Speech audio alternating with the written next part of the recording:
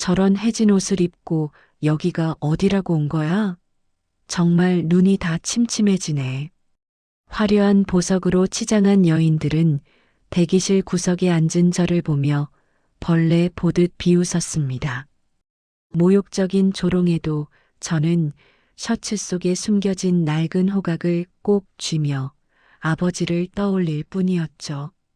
하지만 면접실 문이 열리고 회장님이 그 호각을 발견하고 비명을 지르며 제 손목을 붙잡는 순간 면접장은 단숨에 경악과 통곡의 도가니로 변해버렸습니다. 30년 전 가문을 떠난 아들의 유품이 왜 이름 없는 요양보호사의 목에 걸려 있었던 걸까요? 비웃음 뒤에 숨겨진 잔인한 진실, 그 끝에 기다리는 기적 같은 재회. 오늘의 사연 시작합니다. 하늘을 집어삼킬 듯한 시커먼 먹구름 사이로 굵은 빗줄기가 쉴 새 없이 쏟아져 내리고 있습니다. 태성그룹 본사 건물의 거대한 통유리창은 세찬 비바람에 금방이라도 깨질 듯 비명을 지르며 덜컹거리고 있죠. 이다은은 건물 입구 회전문 앞에서 멈춰서서 빗물에 흠뻑 젖어 얼룩진 자신의 낡은 구두 끝자락을 멍하니 내려다보았습니다. 한쪽 끝이 살짝 벌어진 구두 사이로 차가운 빗물이 스며들었지만 이다은은 그저 면접 번호표를 쥔 손에 힘을 줄 뿐이었어요. 심장이 입 밖으로 튀어나올 것만 같은 긴장감을 억누르며 이다은은 크게 숨을 들이마시고는 화려한 로비 안으로 발을 내디뎠습니다. 번쩍이는 대리석 바닥 위로 이다은의 젖은 구두가 질척이는 소리를 내자 안내 데스크 직원들이 미간을 찌푸리며 쳐다보았죠. 엘리베이터를 타고 도착한 25층 대기실은 이미 고가 향수 냄새와 화려한 보석의 광채로 숨이 막힐 지경이었습니다. 명품 드레스를 입은 한 여자가 이다은의 해진 소매를 훑어보더니 손으로 코를 막으며 옆 사람에게 속삭였어요. 어머, 저기 좀 봐요. 저런 꾀죄죄한 옷차림으로 여기가 어디라고 온 거죠? 정말 눈이 다 침침해지네. 옆에 앉아 거울을 보며 화장을 고치던 여자가 콧방귀를 뀌며 맞장구를 쳤습니다. 그러게 말이에요. 후계자 며느리 면접이라더니 태성그룹도 참 문제네. 아무나 다 받아주니까 면접장 수준이 시장 바닥이 되잖아요. 이다은은 그들의 비수 같은 조롱을 못 들은 척하며 대기실 구석진 자리에 조용히 몸을 웅크리고 앉았습니다. 하지만 바르르 떨리는 손가락은 본능적으로 셔츠 단추 안으로 들어가 목에 걸린 은빛 호각을 꼭 움켜쥐었죠. 돌아가신 아버지가 남긴 유일한 유품이자 이다은이 이 험한 세상을 버티게 해준 단 하나의 희망이었습니다. 이윽고 면접 진행 요원이 서류판을 탁탁 두드리며 이다은의 이름을 날카로운 목소리로 불렀습니다. 이다은 씨, 25층 제1면접실로 입장하세요. 늦으면 바로 탈락입니다. 이다은은 자리에서 일어나 젖은 옷자락을 최대한 단정하게 매만진 뒤 무거운 면접실 문을 열었습니다. 넓은 면접실 안에는 태성그룹의 창업주인 박무열 회장이 호랑이 같은 위엄을 풍기며 상석에 버티고 앉아 있었죠. 그 옆에서는 박무열 회장의 둘째 며느리 오해숙이 이다은의 이력서를 한 손으로 들고 혐오스러운 듯 훑어보았습니다.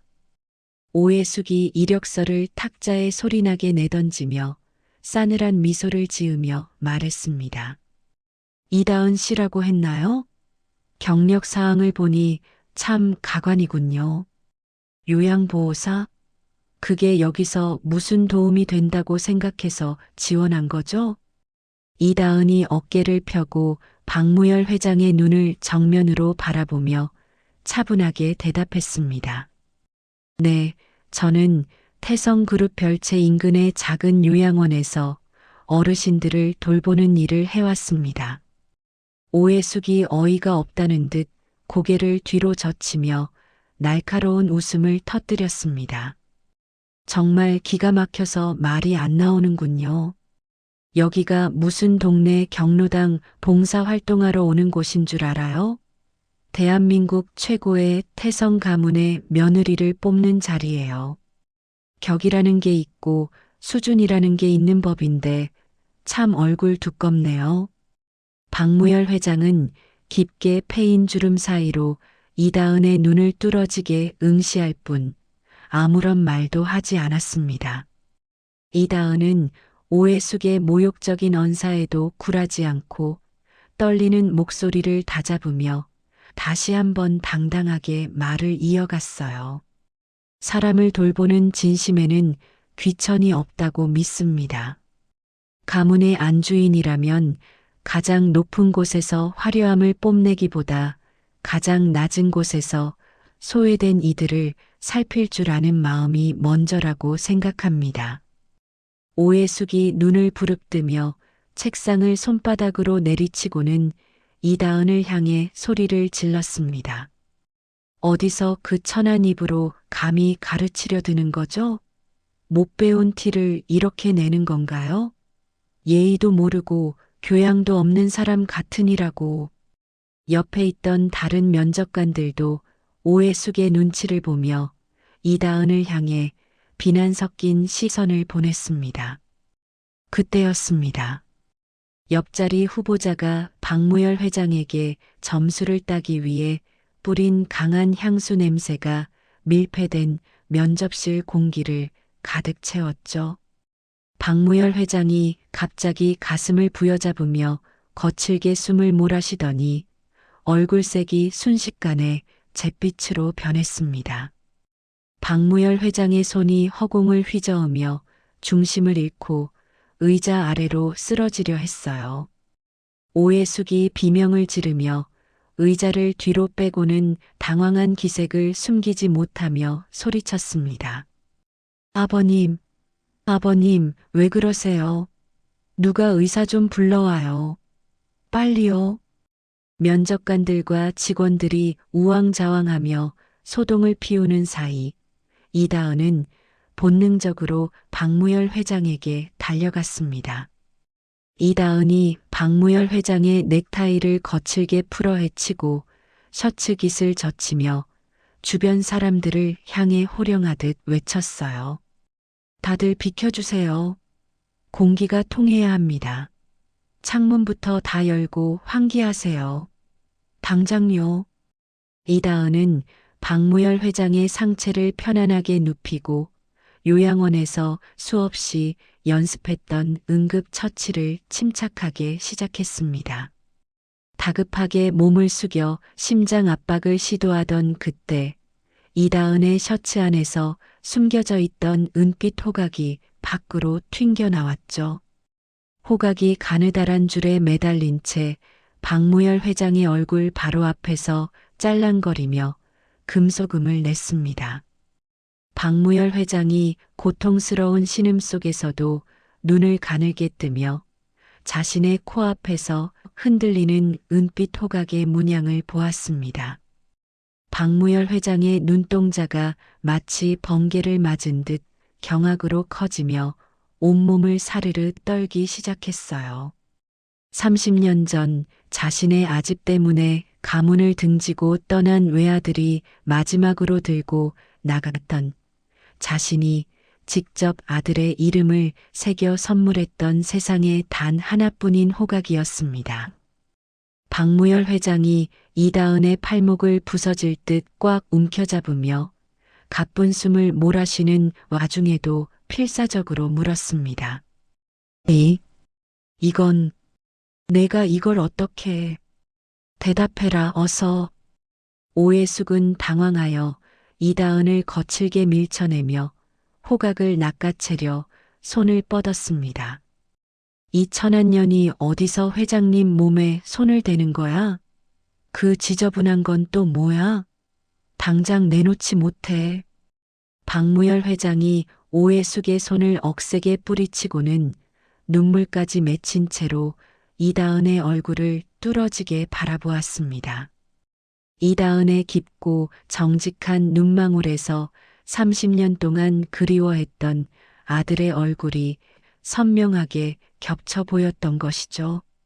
면접실의 모든 카메라는 바닥에 떨어진 은빛 호각과 기적이라도 본 듯 이다은을 놓지 못하는 박무열 회장을 비추었습니다. 박무열 회장이 이다은의 어깨를 붙잡고 젖은 목소리로 다시 한번 소리내어 물었습니다. 너, 이름이 무엇이냐? 이 호각이 왜 내 목에 걸려 있는 건지 한마디도 빼놓지 말고 말해라. 이다은은 영문도 모른 채 자신을 뚫어질 듯 바라보는 노 회장의 눈빛에 압도되어 입술을 파르르 떨었습니다. 정적만이 가득한 면접실 안에는 창문을 때리는 거친 빗소리와 이다은의 가쁜 숨소리만이 더욱 크게 울려 퍼졌습니다.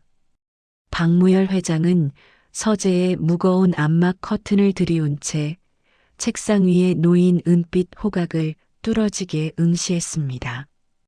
돋보기를 든 박무열 회장의 손은 나뭇잎처럼 잘게 떨리고 있었고 호각 끝부분에 새겨진 아주 작은 별 모양의 음각을 확인하는 순간 숨을 멈췄죠. 박무열 회장이 호각을 거칠게 움켜쥐며 서재 문 앞에 서 있는 비서실장에게 낮은 목소리로 말했습니다. 이건 내 아들 현우가 쓰던 게 확실해. 30살 생일에 내가 직접 주문해서 준 거니까. 이 별 모양, 이건 나랑 녀석만 아는 약속이었거든. 서재 문을 박차고 들어온 오해숙이 박무열 회장의 책상을 두드리며 날카로운 비명을 내질렀습니다. 아버님, 제발 정신 좀 차리세요. 저런 근본도 없는 요양보호사애가 어디서 주웠거나 훔친 게 뻔하잖아요. 당장 경찰에 넘겨서 감옥에 쳐넣어야 한다니까요. 박무열 회장은 오해숙의 말은 들리지도 않는다는 듯 옆에 서 있던 박진우 본부장에게 서류 봉투를 건네며 명령했습니다. 진우야, 내가 지금 당장 헬기를 타고 내려가 봐라. 그 아이가 자란 시골 고아원 원장부터 그 아비라는 작자가 어디서 어떻게 살았는지 뭔지 하나까지 다 털어와. 박진우 본부장이 차가운 눈빛으로 오해숙을 한번 훑어보고는 박무열 회장에게 정중히 고개를 숙이며 대답했습니다. 알겠습니다, 할아버지. 다른 사람 손 타지 않게 제가 직접 발로 뛰어서 사실만 보고하겠습니다. 그 시각 이다은은 본사 지하의 차가운 보일러실 옆 비밀 상담실에 갇혀 오해숙이 보낸 덩치 큰 사내들에게 둘러싸여 있었습니다. 검은 정장을 입은 사내가 이다은의 턱을 거칠게 잡아올리며 담배 연기를 내뱉듯 험악하게 윽박질렀어요. 야, 좋은 말로 할 때 불어. 이거 누구한테 훔쳤어? 어떤 놈이 시켜서 회장님한테 약 치러 온 거냐고. 이다은이 사내의 손을 거칠게 뿌리치며 맺힌 눈물을 닦아내고는 당당하게 맞서 외쳤습니다. 훔친 적 없다고 몇 번을 말해요. 돌아가신 우리 아버지가 세상 떠나시기 전까지 목숨처럼 아끼며 저한테 남겨주신 물건이란 말이에요. 오해숙은 서재를 나오자마자 복도 구석에서 비서들에게 전화를 걸어 은밀하고도 잔인한 지시를 내렸습니다. 지금 당장 그 계집애가 살던 옥탑방으로 가서 싹 다 뒤엎어버려. 돈 될 만한 건 다 챙기고 아버지가 회사 돈 빼돌렸다는 가짜 장부랑 서류들 적당히 쑤셔 넣어놔. 알았어? 박진우 본부장은 헬기를 타고 도착한 시골의 낡은 고아원에서 곰팡이 냄새나는 기록부를 넘기는 원장과 마주했습니다. 눈이 침침한 고아원 원장이 낡은 안경을 고쳤으며 박진우 본부장의 얼굴을 살피고는 입을 열었습니다. 다은이는 29년 전 그 추운 겨울날 이 은빛 호각 하나랑 같이 요람에 담겨 우리 집 대문 앞에 버려졌어요. 그 아비라는 사람은 죽기 직전까지도 고아원 담벼락 너머로 딸 얼굴 보겠다고 매일같이 찾아오던 가련한 사람이었죠. 박무열 회장은 지하 대기실로 직접 내려가 의자에 묶인 듯 앉아있는 이다은 앞에 서서 떨리는 목소리로 물었습니다. 내 눈을 똑바로 보고 말해라. 내 아비라는 작자의 이름이 도대체 무엇이냐? 이다은이 박무열 회장의 젖은 눈동자를 피하지 않고 서러움이 터진 듯 오열하며 대답했습니다. 강철수라고 들었습니다. 우리 엄마도 고아원 원장님도 아버지는 강철수라는 이름 하나 남기고 떠나셨다고 했어요. 박무열 회장은 강철수라는 이름을 듣는 순간 지팡이를 놓치며 뒤로 휘청거렸습니다. 그 이름은 아들 현우가 가문을 떠나면서 다시는 태성이라는 성을 쓰지 않겠다며 스스로 지었던 가명이었기 때문이죠. 오해숙은 다급해진 마음으로 유전자 검사기관의 팀장을 어두운 지하 주차장으로 불러 두툼한 돈 봉투를 창문 너머로 던졌습니다. 결과가 어떻게 나오든 내 알 바 아니야.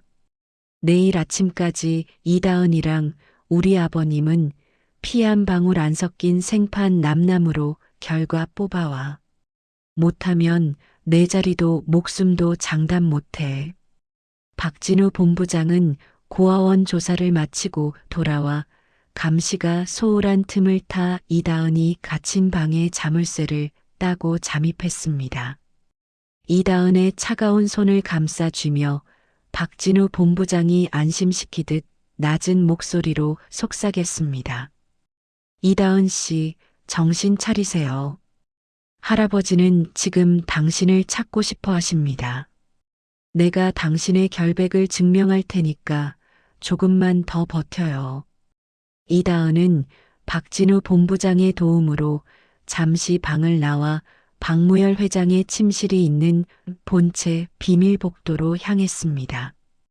복도 끝에 걸린 낡은 액자 속에서 어린아이의 서툰 필체로 그려진 은빛 호각 그림과 자신의 생일 날짜를 발견한 이다은이 무릎을 꿇고 주저앉았습니다. 입을 틀어막고 소리 없는 통곡을 내뱉던 그때 오해숙이 비서들을 대동하고 복도 끝에서 구두 소리를 울리며 나타났어요. 내 인연, 여기가 어디라고 감히 기어들어와서 부정을 타게 만들어? 당장 인연 머리채를 잡아서 길바닥에 내던져. 오해숙이 이다은의 머리카락을 낚아채려 들자 이다은은 뒷걸음질을 치다 가파른 계단 난간 아래로 몸이 쏠렸습니다. 이다은이 비명을 지르며 아래로 추락하려는 찰나 박진우 본부장이 용수철처럼 튀어나와 이다은의 허리를 억세게 낚아챘죠. 박진우 본부장이 오해숙을 향해 짐승 같은 눈빛으로 포효하며 앞을 가로막았습니다. 어머니, 지금 제정신이십니까? 할아버지께서 서재에서 다 지켜보고 계신다는 거 잊으셨어요? 박무열 회장이 지팡이를 바닥에 거칠게 내리치며 거실 중앙으로 걸어나와 천장을 울리는 사자후를 내뱉었습니다. 모두 그 입 닥치지 못할까? 이 신성한 집구석에서 무슨 해괴망측한 짓거리들이야. 박무열 회장은 거실에 모인 모든 사람을 하나하나 쏘아보며 선포하듯 얼음장 같은 목소리로 말했습니다. 내일 아침 당장 내가 신뢰하는 대학병원 3곳에 유전자 검사를 한꺼번에 맡길 것이다. 결과가 나올 때까지 다은이는 본체 건너편 별채에서 머물게 할 테니 누구든 손끝 하나 대지 마라. 오해숙의 안색이 순식간에 시체처럼 하얗게 변하며 들고 있던 가방을 바닥에 떨어뜨렸습니다. 이다은은 박진우 본부장의 호의를 받으며 아버지가 어린 시절 뛰어놀았을 별채의 조용한 방으로 옮겨졌어요. 이다은은 그곳 서랍 깊숙한 곳에서 빛바랜 사진첩을 발견하고 자신과 똑 닮은 아버지가 은빛 호각을 불며 웃고 있는 사진을 가슴에 품었습니다. 오해숙은 자신의 방으로 돌아와 화장대 위의 물건들을 다 쓸어버리며 광기 어린 눈빛으로 중얼거렸습니다. 결과를 바꿀 수 없다면 그 기집의 목숨이라도 끊어놔야겠어. 내일 해가 뜨기 전에 이다은, 너는 이 세상 사람이 아닐 거다. 짙은 새벽 안개가 자욱하게 깔려 한치 앞을 내다보기 힘들었습니다. 이다은은 잠을 설친 탓에 무거운 몸을 이끌고 정원을 거닐다 나무 뒤에서 서성이는 백발의 노인을 발견했어요. 2년 전 그 비오던 간이역에서 피를 흘리며 쓰러졌던 노인, 박무열 회장의 아내인 윤 여사가 멍하니 하늘을 보고 있었습니다. 이다은은 본능적으로 윤 여사에게 다가가 차가운 손을 맞잡으며 조심스럽게 입을 열었습니다. 할머니, 공기가 너무 차가워요. 방 안으로 들어가셔야 해요. 제가 모셔다 드릴게요. 윤 여사는 흐릿한 눈동자로 이다은을 바라보다가 이다은의 목에서 반짝이는 은빛 호각을 발견하고는 몸을 부르르 떨기 시작했죠. 윤 여사가 호각을 보물이라도 본 듯 손으로 어루만지더니 갑자기 정신이 돌아온 듯 이다은을 껴안으며 오열했습니다. 현우야, 내 아들 현우가 왔구나. 이 호각, 내 아버지가 그렇게 아끼던 거 아니냐? 내가 어떻게 여기 있니? 윤 여사의 절규가 정원을 울리던 그때 오해숙이 안개를 뚫고 구두 소리를 요란하게 내며 나타나 윤 여사의 팔을 거칠게 낚아챘습니다. 오해숙이 윤 여사를 뒤로 밀쳐내며 이다은의 뺨을 향해 손을 휘둘렀고 공기 가르는 소리와 함께 이다은의 고개가 옆으로 돌아갔어요. 이 천한년이 어디서 감히 우리 어머님을 자극하는 거야. 치매 걸린 노인네 꼬드겨서 뭘 얻어내려고. 당장 이 집에서 꺼지지 못해. 오해숙은 바닥에 주저앉은 이다은을 향해 가방을 집어 던지며 보안 요원들을 향해 손가락질했습니다. 저 사기꾼년 당장 정문 밖으로 내던져. 할아버지 몰래 어디 산속에라도 쳐넣어 버리라고. 내 눈앞에 다시는 안 보이게 해. 이다은은 보안 요원들에게 질질 끌려나가면서도 윤 여사를 향해 손을 뻗었지만 오해숙은 비열한 미소를 지으며 별채 문을 쾅 닫아버렸습니다. 잠시 후 박무열 회장이 거실로 내려왔을 때 오해숙은 화려하게 차려입은 낯선 젊은 여자의 손을 잡고 상냥하게 웃으며 말했죠. 아버님, 드디어 찾았어요. 여기 이 아이가 진짜 우리 현우 씨 딸 은정이에요. 그동안 숨어 살다가 이제야 나타났대요. 오해숙 옆에 선 젊은 여자가 눈물을 닦는 신용을 하며 위조된 출생증명서와 낡은 베네 저고리를 박무열 회장의 탁자 위에 내려놓았습니다. 가짜 손녀가 박무열 회장의 발치에 무릎을 꿇고 앉아 떨리는 목소리로 거짓 연기를 시작했어요. 할아버지, 제가 너무 늦게 왔죠? 저 이다은이라는 여자 잘 알아요. 요양원에서 제 물건이랑 호각을 훔쳐 달아난 도둑이에요. 박무열 회장은 탁자 위의 서류들을 훑어보며 믿기 힘들다는 듯 미간을 찌푸리고는 가짜 손녀를 뚫어지게 응시했습니다. 오해숙이 박무열 회장의 팔을 주무르며 독이 든 꽃처럼 상냥한 목소리로 쐐기를 박았죠. 아버님, 보셨죠? 그 이다은이라는 애는 처음부터 이 호각을 노리고 접근한 전문 사기꾼이었던 거예요. 어머님 치매 증상까지 이용하는 영악한 년이라고요. 박무열 회장은 깊은 한숨을 내쉬며 지팡이를 짚은 손에 힘을 주었고 차가운 목소리로 비서실장에게 명령했습니다. 다은이 그 아이 당장 내 눈앞에서 치워라. 사람의 진심을 이용하는 자는 태성의 핏줄이 될 자격이 없다. 박진우 본부장은 이 상황이 오해숙의 치밀한 연극임을 직감하고 몰래 면접장 주변의 폐쇄회로 카메라를 뒤지며 반격의 실마리를 찾았습니다. 하지만 그 시각 이다은은 입에 재갈이 물린 채 검은 승합차에 실려 인적이 드문 깊은 산속 폐가로 향하고 있었죠. 오해숙의 지시를 받은 사내들이 이다은을 의자의 밧줄로 꽁꽁 묶어두고는 발치에 기름을 뿌리며 라이터를 만지작거렸습니다. 야, 원망하지 마라. 내가 감히 넘보지 말아야 할 자리를 넘본 게 죄니까. 여기서 조용히 제가 되는 게 가문을 위한 길이다. 사내가 던진 라이터 불꽃이 기름에 닿자 순식간에 불길이 솟구쳤고 이다은은 연기에 질식해가며 필사적으로 밧줄을 끊으려 몸부림쳤습니다.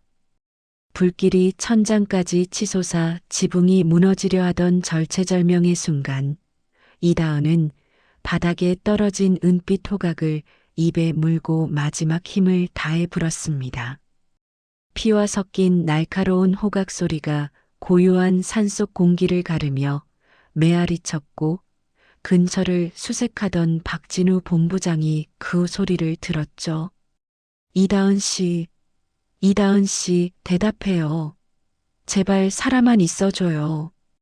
박진우 본부장이 불타는 폐가의 문을 발로 차부수고 들어가 쓰러진 이다은을 품에 안고 화염을 뚫고 밖으로 뛰쳐나왔습니다.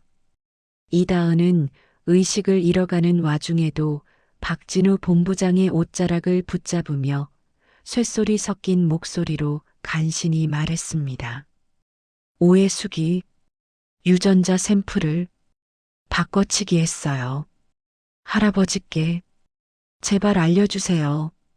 이다은은 그 말을 끝으로 혼절했고 박진우 본부장은 그녀를 차에 태워 자신이 신뢰하는 지인의 개인 병원으로 급히 옮겼습니다. 한편 오해숙은 이다은이 죽었다는 보고를 받고는 승리감에 도취하여 화려한 드레스를 고르며 내일의 기자회견을 준비했죠. 박진우 본부장은 병실 밖에서 담배를 피우며 차가운 눈빛으로 본사 건물을 바라보며 혼잣말로 중얼거렸습니다. 오해숙, 당신이 켠 불길이 결국 당신을 태우게 될 거야. 내가 반드시 그렇게 만들겠어. 이다은은 며칠 후 병실에서 눈을 떴고 머리에 붕대를 감은 채 거울 속에 비친 자신의 처참한 모습을 보며 이를 악물었습니다. 이다은이 옆에 서 있던 박진우 본부장의 손을 꽉 잡으며 서늘한 눈빛으로 말했습니다. 박진우 본부장님, 저 이제 도망 안 가요. 그 여자가 내 아버지와 할아버지에게 한 짓 똑같이 돌려줄 거예요. 도와주세요. 박진우 본부장이 이다은의 눈물을 닦아주며 단호한 표정으로 고개를 끄덕였습니다. 걱정 마세요. 오해숙 비서가 유전자 검사지를 조작했다는 결정적인 증거를 이미 확보했습니다. 내일 주주총회 날 세상을 뒤집어 놓읍시다. 이다은은 아버지가 남긴 은빛 호각을 손바닥에 올리고 그것이 주는 차가운 무게감을 느끼며 복수의 칼날을 갈았습니다. 창밖으로 동이 트기 시작했고 태성 가문을 뒤흔들 거대한 반전의 서막이 서서히 오르고 있었습니다. 화재 현장에서 구출된 지 일주일이 지난 오후, 이다은은 박무열 회장이 특별히 배정해준 별채 침대에 앉아 창밖을 멍하니 바라보았습니다. 별채의 정원에는 늦가을의 차가운 바람이 불어와 낙엽들이 춤을 추듯 흩날리고 있었죠. 이다은의 손등과 팔에는 아직 화마가 남긴 붉은 흉터가 선명하게 남아 있었지만 이다은은 아픔보다 가슴 속에 타오르는 복수심을 더 크게 느끼고 있었습니다. 그때 방문이 조용히 열리더니 박진우 본부장이 따뜻한 김이 모락모락 피어오르는 찻잔 2개를 들고 들어왔어요. 박진우 본부장이 침대 옆 탁자에 찻잔을 내려놓으며 이다은의 안색을 살피고는 낮은 목소리로 물었습니다. 이다은 씨, 몸은 좀 어때요? 잠은 좀 잤습니까? 이다은이 박진우 본부장을 바라보며 힘겹게 미소를 지어 보이고는 고개를 끄덕였습니다. 덕분에 많이 좋아졌어요. 박진우 본부장님이 아니었다면 저는 그 불길 속에서 제가 되었겠죠. 정말 고마워요. 박진우 본부장이 이다은의 맞은편 의자에 앉아 창밖을 보며 한참을 망설이다가 자신의 마음속 깊은 곳에 담아두었던 비밀을 꺼내놓기 시작했습니다. 박진우 본부장이 찻잔을 만지작거리며 씁쓸한 표정으로 입을 열었어요. 이다은 씨에게 고백할 게 있어요. 사실 나는 할아버지의 친손자가 아니에요. 사고로 부모님을 잃고 할아버지에게 입양된 아이죠. 이 집안에서 나는 언제나 이방인이었어요. 이다은은 박진우 본부장의 예상치 못한 고백에 눈을 크게 뜨며 그를 바라보았습니다. 박진우 본부장이 이다은의 눈을 똑바로 쳐다보며 진심 어린 목소리로 말을 이어갔어요. 그래서 당신이 이 집안에서 느끼는 고독과 두려움을 누구보다 잘 알아요. 오해숙 어머니는 자신의 아들을 위해 나도 당신도 치워버릴 도구로만 생각하죠. 이제는 우리가 손을 잡아야 할 때예요. 이다은이 박진우 본부장의 손을 꽉 잡으며 단호한 어조로 대답했습니다. 박진우 본부장님, 나도 이제 더는 도망치지 않을 거야. 내 아버지의 명예를 회복하고 할아버지 곁을 지킬 거야. 우리 같이 싸워요. 그때 별채 문이 거칠게 열리며 박무열 회장이 지팡이를 짚고 위험 있게 들어왔습니다. 박무열 회장이 이다은과 박진우 본부장의 맞잡은 손을 보더니 무거운 목소리로 비서실장에게 명령을 내렸어요. 당장 내가 지정하는 대학병원 3곳에 유전자 검사를 다시 맡겨라. 이번에는 박진우 본부장이 모든 과정을 직접 감시하고 오해숙의 그림자조차 근처에 얼씬도 못하게 해. 박무열 회장은 이다은 앞에 서서 그녀의 거친 손을 어루만지며 눈시울을 붉혔습니다. 이다은이 박무열 회장의 품에 안겨 가슴속 깊은 곳에서 터져나오는 다짐을 전했어요. 할아버지, 저를 믿어주셔서 고마워요.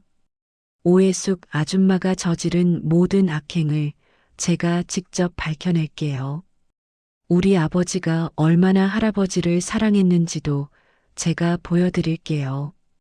박무열 회장이 이다은의 어깨를 토닥이며 굳건한 신뢰의 눈빛을 보냈습니다.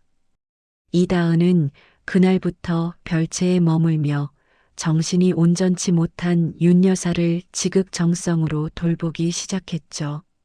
이다은이 윤 여사의 무릎 위에 머리를 맞대고 옛날 이야기를 들려주며 따뜻하게 속삭였습니다. 할머니, 기억나세요? 간이역에서 저랑 처음 만났을 때요. 그때 할머니가 제 손을 꼭 잡으셨잖아요. 이제 제가 할머니 손 절대 안 놓을게요. 윤 여사는 이다은의 손길의 편안함을 느끼며 가끔 맑은 정신이 돌아올 때마다 30년 전 현우가 얼마나 따뜻한 아들이었는지 이야기해 주었습니다. 한편 본체 자신의 방에서 이 광경을 지켜보던 오해숙은 자신의 비서에게 전화를 걸어 다급하게 소리쳤습니다. 지금 당장 스위스 계좌로 자금 다 빼돌려. 만약 검사 결과가 제대로 나오면 우린 끝장이야. 도피 자금부터 확보하라고. 오해숙은 박무열 회장이 자신을 의심하고 있다는 사실에 불안해하며 최후의 수단으로 박무열 회장의 건강 이상설을 언론에 퍼뜨릴 준비를 했습니다. 하지만 박진우 본부장은 이미 오해숙의 일거수일투족을 감시하며 그녀가 빼돌리려는 자금 흐름을 모두 파악하고 있었죠. 이다은은 박진우 본부장에게 매일 저녁 그룹의 경영 실무와 가문의 역사에 대해 교육을 받으며 상속녀로서의 자질을 키워나갔습니다. 이다은이 복잡한 서류들을 검토하며 박진우 본부장에게 진지하게 물었습니다. 진우야, 이 물류 부문의 손실이 왜 이렇게 큰 거야? 혹시 오해숙 아줌마가 뒤로 자금을 빼돌린 흔적 아닐까?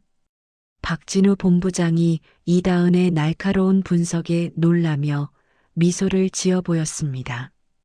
다은아, 너 정말 대단하다. 요양원에서 어르신들 장부를 관리하더니 숫자를 보는 눈이 보통이 아니네. 맞아. 이건 명백한 횡령의 증거야.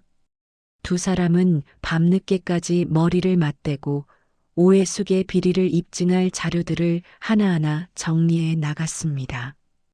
검사 결과 발표를 단 하루 앞둔 깊은 밤, 이다은과 박진우 본부장은 정원의 벤치에 나란히 앉아 밤하늘을 올려다보았어요. 이다은이 박진우 본부장의 어깨에 머리를 기대며 작은 목소리로 속삭였습니다. 진우야, 내일이면 모든 게 결정되겠지? 무섭기도 하지만 내가 옆에 있어서 든든해.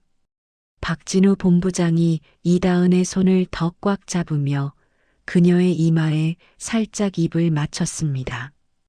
다은아, 어떤 결과가 나와도 내가 내 곁을 지킬 거야. 넌 이제 혼자가 아니야. 내일 아침 우리는 승리할 거야. 두 사람의 굳은 약속 위로 차가운 달빛이 비쳤고 태성 가문을 뒤흔들 진실의 날이 서서히 밝아오고 있었습니다. 태성그룹 본사 30층 대회의실에는 이른 아침부터 수십 명의 취재진과 가문 사람들 그리고 이사진들이 모여 팽팽한 긴장감을 만들어내고 있었습니다. 이다은은 정갈하게 빗어넘긴 머리와 단정한 남색 정장 차림으로 박진우 본부장의 옆자리에 앉아 정면을 응시했죠. 박무열 회장이 지팡이를 짚고 천천히 연단으로 걸어 올라가자 장내에는 숨소리조차 들리지 않는 정적이 감돌았습니다. 박무열 회장이 안경을 고쳤으며 세 곳의 대학병원에서 도착한 하얀 봉투를 하나씩 열어젖혔습니다. 박무열 회장이 떨리는 목소리로 마이크를 잡고 장내를 향해 선언하듯 말했어요. 세 곳의 병원 검사 결과가 모두 일치합니다. 이다은 양과 저 박무열은 99.9%의 확률로 친생자 관계임이 증명되었습니다. 장내에 엄청난 함성과 카메라 플래시 세례가 터져나왔고 이다은은 참아왔던 눈물이 뺨을 타고 흘러내리는 것을 느꼈습니다. 박무열 회장이 연단 아래로 내려와 이다은의 두 손을 꽉 잡으며 목이 메어 외쳤어요. 다은아, 내 손녀 다은아. 이 못난 할아버지를 용서해라. 30년 만에 이제야 내 핏줄을 내 품에 안아보는구나. 이다은이 박무열 회장의 가슴에 얼굴을 묻으며 오열 섞인 목소리로 대답했습니다. 할아버지, 고마워요. 저를 끝까지 포기하지 않고 찾아주셔서 정말 고마워요. 이제 아버님도 하늘에서 편히 쉬실 거예요. 그때 오해숙이 안색이 흑빛이 된 채 자리에서 일어나 삿대질을 하며 비명을 질렀습니다. 말도 안 돼요. 이건 조작이에요. 저 기집애가 병원을 매수한 게 틀림없다고요. 아버님, 속으시면 안 됩니다. 이다은이 박무열 회장의 품에서 벗어나 오해숙을 차가운 눈빛으로 쏘아보며 서류 뭉치를 공중에 뿌렸습니다. 이다은이 오해숙의 코앞까지 다가가 가라앉은 목소리로 단호하게 말했죠. 오해숙 아주머니, 당신이 내 옥탑방에 불을 지르고 유전자 샘플을 바꿔치기 하려 했던 증거가 여기 다 있어요. 당신 비서가 이미 검찰에서 자백했습니다. 박진우 본부장이 대형 스크린을 가리키자 오해숙과 비서가 지하 주차장에서 돈을 주고받는 영상이 선명하게 흘러나왔습니다. 박무열 회장이 지팡이를 바닥에 거칠게 내리치며 오해숙을 향해 분노의 사자후를 토해냈어요. 내 인연, 내 탐욕 때문에 내 아들 현우의 딸을 죽이려 해? 당장 저 여자를 끌어내라. 태성 가문에서 영원히 파문할 것이다. 오해숙은 보안 요원들에게 질질 끌려나가며 미친 사람처럼 소리를 질렀지만 누구 하나 그녀를 도와주는 사람은 없었습니다. 성공적인 가문 복귀 이후 이다은은 박무열 회장의 전폭적인 지원 아래 은빛 호각 재단을 설립하고 소외된 노인들을 돕는 사업에 착수했습니다. 이다은이 재단 설립 기념식에서 직원들에게 서류를 건네며 열정적인 목소리로 지시를 내렸어요. 우리 재단의 목적은 단순한 기부가 아닙니다. 어르신들이 외롭게 돌아가시지 않도록 전국적인 돌봄망을 구축하는 것이 제 첫 번째 목표예요. 박진우 본부장은 이다은의 비서실장 역할을 자처하며 그녀의 경영 실무를 곁에서 든든하게 보좌했습니다. 박진우 본부장이 퇴근길 차 안에서 이다은에게 가문의 문장이 새겨진 푸른 보석 목걸이를 걸어주며 부드럽게 속삭였죠. 다은아, 고생 많았어. 이제 너는 더 이상 그 옥탑방의 이다은이 아니야. 태성그룹을 이끌어갈 가장 빛나는 별이지. 이다은은 박진우 본부장의 손을 잡으며 수줍게 미소를 지어 보였고 두 사람 사이에는 따뜻한 연정이 꽃피었습니다. 며칠 뒤 박무열 회장 부부와 이다은, 박진우 본부장은 이다은이 어린 시절을 보냈던 시골 마을을 찾았습니다. 마을 사람들은 이다은이 재벌가 손녀가 되어 돌아왔다는 소식에 마을 입구까지 나와 징을 치며 환영했죠.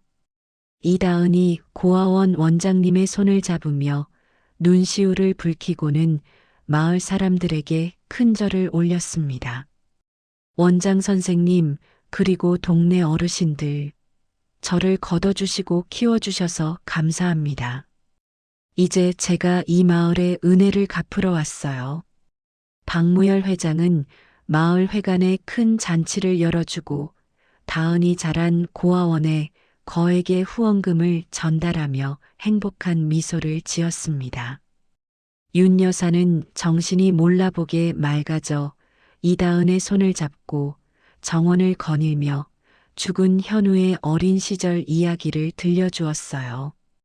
다은아, 내 아버지는 꽃을 참 좋아했단다. 내 눈매를 보니 현우가 살아 돌아온 것만 같아서 꿈만 같구나.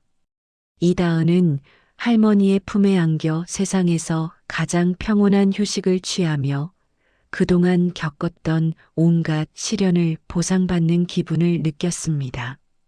태성 백화점 내에 이다은이 기획한 전통시장 상생관은 개점 첫날부터 인산인해를 이루며 대박을 터뜨렸죠.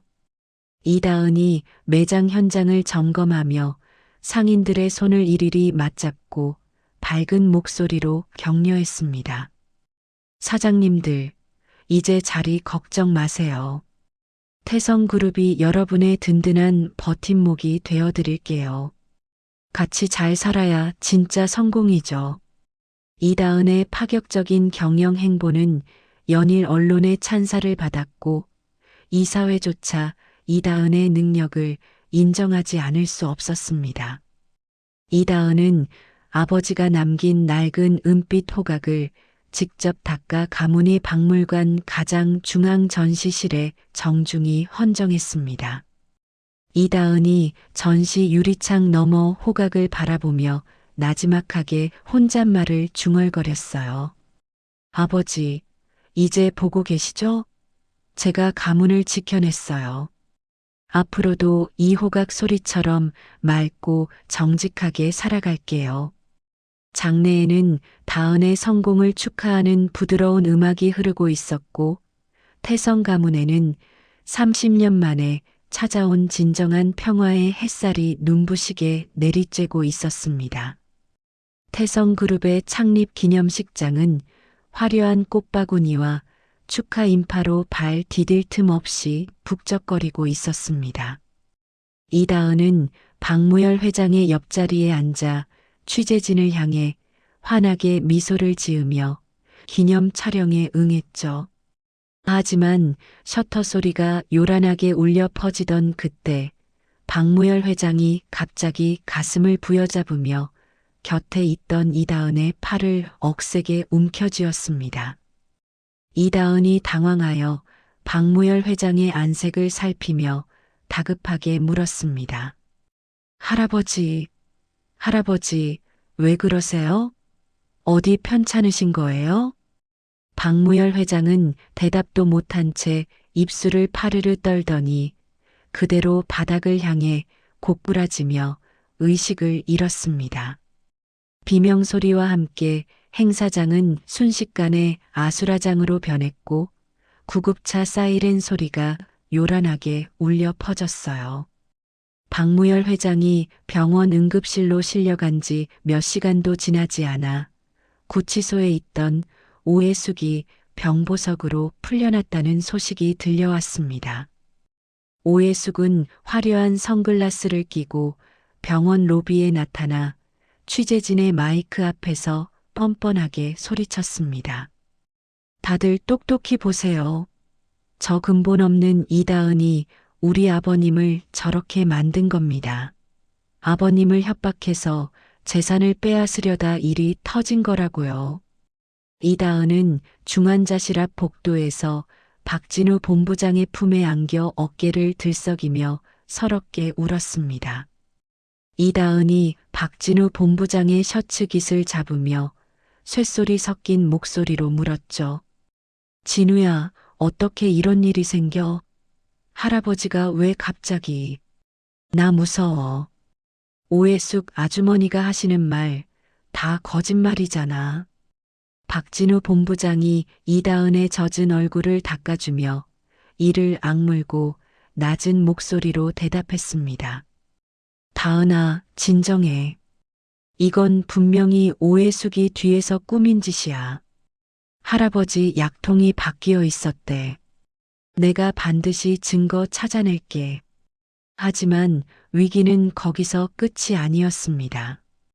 태성그룹의 모든 물류 시스템이 정체불명의 해킹 공격을 받아 완전히 마비되었다는 소식이 전해졌어요. 전국 각지의 물류센터에서는 물건을 받지 못한 소상공인들이 몰려와 태성그룹 본사 건물을 에워싸고 계란을 던지며 항의했습니다. 이다은은 본사 로비에서 화난 군중들에게 둘러싸여 머리채를 잡힐 뻔한 위기를 겪으며 눈물을 흘렸습니다. 시위대의 한 남자가 이다은의 어깨를 밀치며 삿대질을 하고 소리를 질렀어요. 내가 재벌가 손녀라고 나타나서 우리 밥줄을 다 끊어놓는구나. 가짜 손녀 주제에 우리 시장 사람들 다 죽일 셈이냐. 이다은이 바닥에 주저앉아 흩어진 서류들을 주우며 간곡하게 빌었습니다. 아니에요. 제가 해결할게요. 조금만 기다려주세요. 제발요. 그때 검은 양복을 입은 사내들이 들이닥치더니 박진우 본부장의 팔을 뒤로 꺾어 수갑을 채우기 시작했습니다. 박진우 본부장이 저항하며 소리쳤지만 검찰 수사관은 냉정하게 구속영장을 내밀었죠. 박진우 본부장, 당신을 태성그룹 비자금 횡령 혐의로 긴급 체포합니다. 묵비권을 행사할 수 있고 변호사를 선임할 권리가 있습니다. 이다은이 수사관의 다리를 붙잡으며 울부짖었습니다. 진우는 아무 잘못 없어요. 이건 오해숙 아주머니가 꾸민 함정이에요. 제발 진우를 데려가지 마세요. 박진우 본부장은 끌려가는 와중에도 이다은을 향해 필사적으로 외쳤습니다. 다은아, 나 걱정하지 말고 할아버지 곁을 지켜. 오해숙을 절대 믿으면 안 돼. 이다은은 홀로 남겨진 병실 복도에서 차가운 벽에 머리를 기대고 하염없이 눈물을 흘렸습니다. 밤이 깊어지자 오해숙이 딸깍거리는 구두 소리를 내며 박무열 회장의 병실 안으로 유유히 걸어 들어왔어요. 오해숙이 산소호흡기에 의지한 박무열 회장을 내려다보며 비열한 웃음을 짓더니 이다은을 향해 말했습니다. 예, 다은아. 내 할배 숨 넘어가는 거 보니까 기분이 어떠니? 넌 이제 끝났어. 내일 주주총회에서 내 해임안이 통과될 거거든. 이다은이 오해숙의 손을 뿌리치며 눈을 부릅뜨고 쏘아붙였습니다. 아주머니, 당신이 할아버지 약에 무슨 짓을 했는지 다 알아요. 내가 반드시 당신 죄 밝혀서 다시 감옥으로 보낼 거예요. 오해숙이 이다은의 뺨을 세게 때리더니 그녀의 귀에 대고 소름 끼치게 속삭였습니다. 해볼 테면 해봐. 내 그 잘난 박진우는 감옥에서 썩을 거고 이 늙은이는 내일 아침을 못 볼 테니까. 이다은은 뺨의 통증도 잊은 채 박무열 회장의 산소호흡기 장치를 만지려는 오해숙을 온몸으로 막아섰습니다. 하지만 계속되는 과로와 극심한 스트레스에 이다은의 눈앞이 서서히 캄캄해지기 시작했죠. 이다은은 박무열 회장의 침대 모서리를 붙잡은 채 바닥으로 천천히 쓰러지며 의식을 놓쳤습니다. 이다은이 쓰러진 뒤 병실 안에는 오해숙의 차가운 웃음소리와 기계장치의 기괴한 소음만이 가득 찼어요. 그때 갑자기 병실 벽에 달린 심전도 모니터에서 날카로운 경고음이 울려 퍼지기 시작했습니다.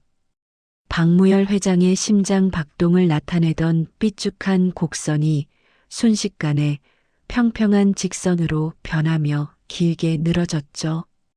삐소리가 고요한 병실을 가득 메웠고 오해숙은 당황하는 척하며 문 밖을 향해 비명을 질렀습니다. 의사 선생님, 여기 좀 보세요. 회장님이 돌아가셨어요. 다은이가 회장님 호흡기를 건드렸나 봐요. 이다은은 바닥에 쓰러진 채 아무것도 보지 못하고 차가운 어둠 속으로 빠져들고 있었습니다.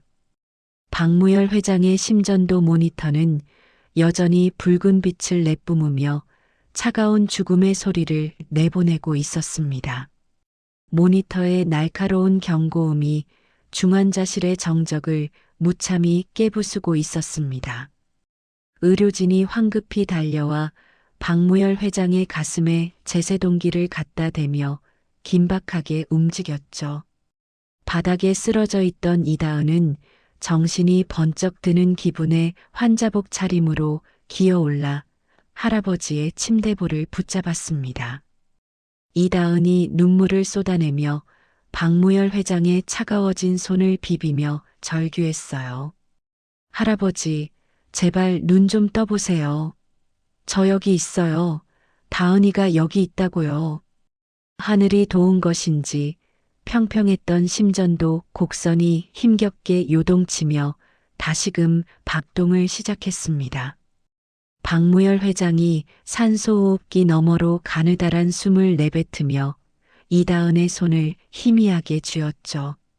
이다은은 할아버지가 쓰러지기 전 자신의 손에 꼭 쥐어주었던 낡은 열쇠 하나를 떠올렸습니다. 이다은이 눈물을 닦으며 옆에 서 있던 박진우 본부장의 비서에게 다급하게 말했어요. 박진우 본부장이 말한 비밀 금고 지금 당장 가야 해요. 거기에 모든 진실이 들어 있어요. 이다은은 병원의 감시를 피해 박진우 본부장의 비서와 함께 별채의 서재 뒤편 비밀 공간으로 향했습니다. 손을 벌벌 떨며 열쇠를 돌리자 금고 문이 열렸고 그 안에는 오해숙의 모든 악행이 담긴 칩이 들어 있었죠. 이다은이 칩을 가슴에 꼭 품으며 박진우 본부장의 비서를 향해 단호하게 명령했습니다. 이걸 들고 주주총회장으로 갈 거예요. 아주머니가 승리를 확신하는 그 순간에 숨통을 끊어놓겠어요. 한편 태성그룹 본사 대회의실에서는 오해숙이 의기양양한 표정으로 연단에 서 있었습니다.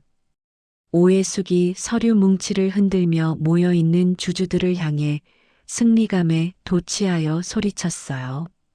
박무열 회장님은 이제 가망이 없습니다.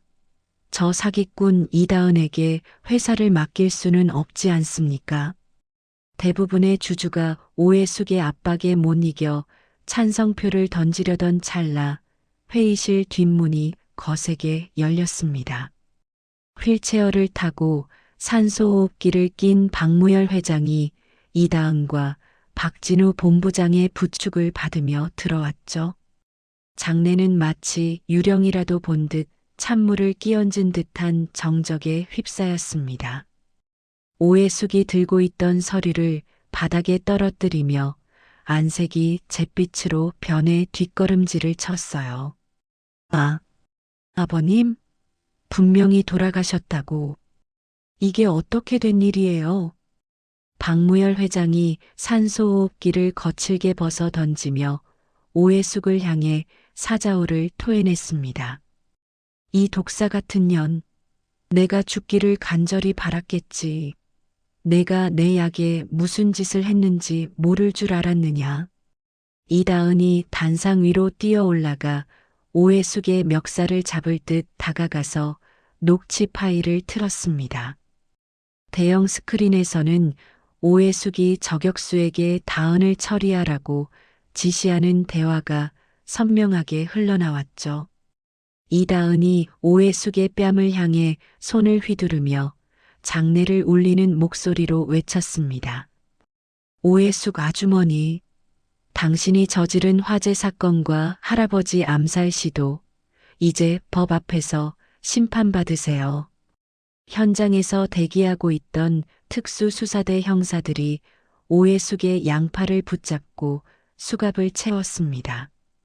오해숙은 미친 여자처럼 웃으며 다은을 향해 침을 뱉으려 했지만 경찰들에 의해 끌려나갔죠. 구속 적부심을 통해 풀려난 박진우 본부장이 주총장 안으로 들어와 이다은의 어깨를 감싸 안았습니다. 박진우 본부장이 이다은의 이마에 맺힌 땀을 닦아주며 주주들을 향해 선포하듯 말했어요. 이제 태성그룹의 진정한 후계자는 이다은 상무입니다. 투기 자본과의 결탁은 모두 무효입니다. 주주들은 일제히 일어나 박수를 쳤고 이다은은 그제야 긴장이 풀린 듯 박진우 본부장의 품에 기댔습니다. 이다은은 곧바로 전국 물류센터를 돌며 피해를 본 소상공인들을 찾아가 직접 고개를 숙였습니다. 이다은이 한 시장 상인의 투박한 손을 잡으며 눈물 어린 진심을 전했죠. 사장님, 정말 죄송합니다. 제 부족함으로 큰 피해를 보게 해드렸어요. 제가 전부 보상해 드릴게요. 상인들이 처음에는 냉담했지만 다은의 진심 어린 눈물과 즉각적인 보상 대책에 마음을 열기 시작했습니다. 박무열 회장은 병상에서 일어나 기자회견을 열고 다은이 가문을 살린 유일한 희망임을 선포했어요. 박무열 회장이 다은의 손을 잡고 취재진을 향해 인자하지만 위험 있는 목소리로 말했습니다. 이제 태성그룹은 제 손녀 이다은에게 맡깁니다. 이 아이의 따뜻한 마음이 우리 회사를 살릴 것입니다. 오해숙을 도왔던 배신자 이사들은 줄줄이 해임당했고 박진우 본부장은 부사장으로 승진했습니다. 이다은은 마비되었던 유통망을 복구하고 투기 세력이 빼돌렸던 자금을 모두 회수하는 기염을 토했죠. 윤 여사는 집으로 돌아온 다은을 보며 눈물을 흘리며 그녀의 얼굴을 쓰다듬었습니다. 다은아, 내가 우리 현우를 대신해서 이 집안을 지켰구나. 정말 장하다, 우리 손녀. 이다은은 할머니의 품에 안겨 처음으로 평화로운 저녁을 맞이하며 길고 긴 전쟁의 끝을 느꼈습니다. 창밖에는 밝은 달이 떠올라 태성 가문이 앞날을 비추고 있었고 다은의 가슴속 호각 소리는 그 어느 때보다 맑게 울렸습니다. 이다은은 정성껏 준비한 꽃바구니를 들고 부모님이 잠든 선영의 묘비 앞에 섰습니다. 시원한 바람이 불어와 이다은의 머리카락을 부드럽게 흩뜨렸고 이다은은 묘비에 새겨진 아버지의 이름을 가만히 손으로 쓸어내렸죠. 이다은이 비석 앞에 무릎을 꿇고 앉아 맑은 술을 잔에 따르며 나지막한 목소리로 말을 건넸습니다. 아버지, 이제는 정말 안심하고 편히 쉬셔도 돼요. 제가 우리 가족, 그리고 할아버지랑 할머니까지 다 지켜냈어요. 저 정말 잘했죠? 이다은의 눈가에 기쁨의 눈물이 맺혔고 이다은은 가슴속에 간직해온 은빛 호각을 꺼내 비석 위에 살며시 내려놓았습니다. 그때 등 뒤에서 바스락거리는 낙엽 소리가 들리더니 박진우 본부장이 다가와 이다은의 어깨를 든든하게 감싸 안았어요. 박진우 본부장이 비석을 향해 정중하게 고개를 숙여 인사하고는 이다은을 바라보며 환하게 웃었습니다. 다은아, 장인어른이랑 장모님도 하늘에서 너를 아주 자랑스러워하고 계실 거야. 이제 우리 슬픈 눈물은 그만 흘리자. 이다은이 박진우 본부장의 손을 꼭 잡으며 고개를 끄덕이고는 자리에 일어섰습니다. 두 사람은 손을 맞잡고 산길을 내려왔고 저택 거실에는 1년 전과는 비교할 수 없을 정도로 따뜻하고 밝은 공기가 가득했습니다. 박무열 회장은 건강을 완전히 회복해 인자한 얼굴로 소파에 앉아 증손주들의 사진첩을 넘겨보고 있었죠. 박무열 회장이 다은을 발견하고는 손짓하며 아주 기분 좋게 큰 소리로 불렀습니다. 다은아, 어서 이리 와서 앉아라. 오늘 저녁은 내가 제일 좋아하는 갈비찜이랑 된장찌개를 준비하라고 시켰다. 많이 먹어야 해. 이다은이 박무열 회장의 곁에 앉아 그의 손을 주무르며 애교 섞인 목소리로 대답했습니다. 할아버지, 제 걱정은 마세요. 저 요즘 아주 잘 먹어서 살까지 쪘는걸요? 할아버님이야말로 진지 많이 드시고 오래오래 건강하셔야 해요. 윤 여사는 정신이 아주 또렷해진 모습으로 쟁반에 과일을 담아오며 다은의 얼굴을 사랑스럽게 쳐다보았습니다. 윤 여사가 다은의 입에 사과 한 조각을 넣어주며 행복한 웃음을 지으며 말했어요. 우리 다은이가 복덩이지. 이 집안에 웃음꽃이 피는 걸 보니 내 죽어도 여한이 없구나. 현우도 하늘에서 춤을 추고 있을 게다. 식사를 마친 뒤 이다은은 박진우 본부장과 함께 서재에서 은빛 호각 희망센터의 운영 보고서를 검토했습니다. 이제 태성그룹은 돈만 버는 기업이 아니라 전국에 흩어진 고아들과 홀로 사시는 어르신들을 돕는 일에 앞장서는 기업이 되었죠. 박진우 본부장이 서류를 넘기며 이다은에게 장난스럽게 윙크를 하며 물었습니다. 다은아, 이번 달 후원금이 지난달보다 2배나 늘었어. 사람들이 너의 진심을 이제야 제대로 알아주는 것 같아. 기분 좋지? 이다은이 서류 더미를 내려놓고 박진우 본부장의 가슴팍에 머리를 기대며 평온한 목소리로 말했습니다. 진우야, 나는 이제 돈이나 명예는 하나도 중요하지 않아. 그저 우리가 함께 있고 누군가에게 도움이 될 수 있다는 게 가장 행복해. 정말 고마워. 한편 모든 권력을 잃고 감옥에 갇힌 오해숙은 차가운 바닥에 앉아 텅 빈 눈으로 천장을 바라보고 있었습니다. 오해숙은 자신이 지은 죄가 얼마나 무거운지 뒤늦게 깨닫고 매일 밤 악몽에 시달리며 참회의 눈물을 흘렸죠. 하지만 이다은은 이제 오해숙에 대한 미움조차 가슴에 남겨두지 않을 정도로 넓고 따뜻한 마음을 가지게 되었습니다. 며칠 뒤 태성그룹 본사 1층 로비에서는 이다은의 취임 1주년을 기념하는 소박한 행사가 열렸습니다. 이다은은 화려한 보석 대신 낡은 은빛 호각을 목에 걸고 전 직원과 시민들 앞에 서서 마이크를 잡았습니다. 이다은이 떨리지만 힘찬 목소리로 자신의 진심을 담아 당당하게 외쳤어요. 여러분, 진심은 반드시 길을 찾습니다. 제가 증명해 보인 것처럼 여러분도 자신의 정직한 마음을 믿으세요. 태성은 여러분과 끝까지 함께할 것입니다. 박수가 파도처럼 밀려왔고 박무열 회장은 손녀의 대견한 모습에 손수건으로 눈물을 훔치며 환하게 웃었습니다. 이다은은 박진우 본부장의 손을 잡고 밝은 태양빛이 쏟아지는 행사장 밖으로 걸어나갔습니다. 저 멀리 노을 지는 언덕 위로 이다은이 불어대는 은빛 호각 소리가 맑고 투명하게 울려 퍼졌어요. 그 호각 소리는 세상에서 가장 소외된 이들에게는 희망의 노래가 되고 사랑하는 사람들에게는 축복의 인사가 되었습니다.